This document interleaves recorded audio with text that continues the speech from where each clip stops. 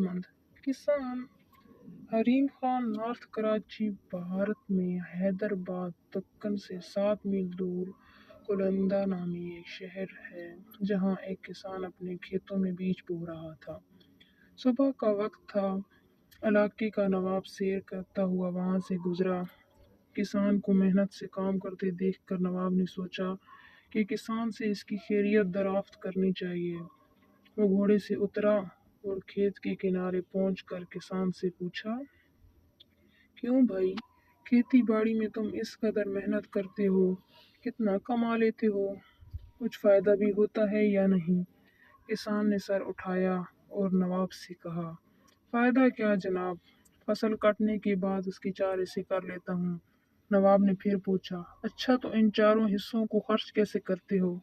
کسان نے جواب دیا، ایک حصہ تو حکومت کے ٹیکس میں چلا جاتا ہے، دوسرا حصہ قرض چکانے میں ختم ہو جاتا ہے، تیسرا حصہ ادھار دیتا ہوں اور باقی چوتھا حصہ یوں ہی لٹا دیتا ہوں۔ نواب کو کسان کی یہ عجیب و غریب باتیں سن کر بہت تعجب ہوا۔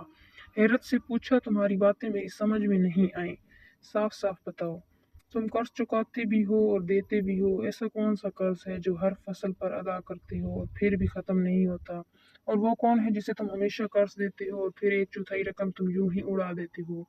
کسان نے جواب دیا، جناب بات دراصل یہ ہے کہ میرے والد نے ایک ساہوکار سے رقم ادھار لی تھی۔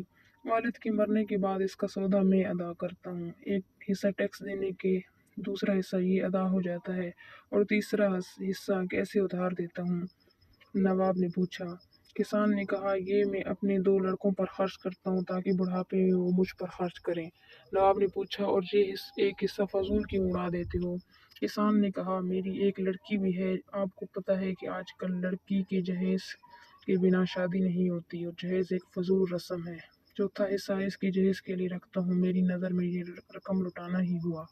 نواب اس کی گفتگو سے بہت متاثر ہوا اور ایک بڑی رقم اسے انعام کے طور پر دے کر رخصت۔ اصل وجہ: سیدہ اقرا اعجاز حیدرآباد مہین ایک بہت ہی پیاری بچی تھی۔ وہ اپنے والدین کی اکلوتی بیٹی تھی اور روزانہ صبح اسکول جاتی اور گھر واپس آ کر کام کاج میں اپنی ماں کا ہاتھ بٹاتی۔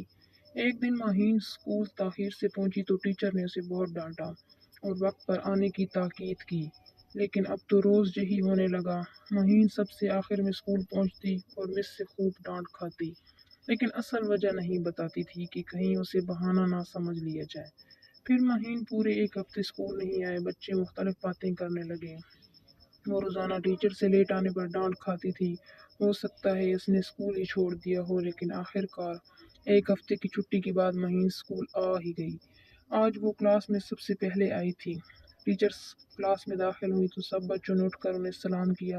مس نے سلام کا جواب دیا اور وہ مہین کو دیکھ کر چونک گئی۔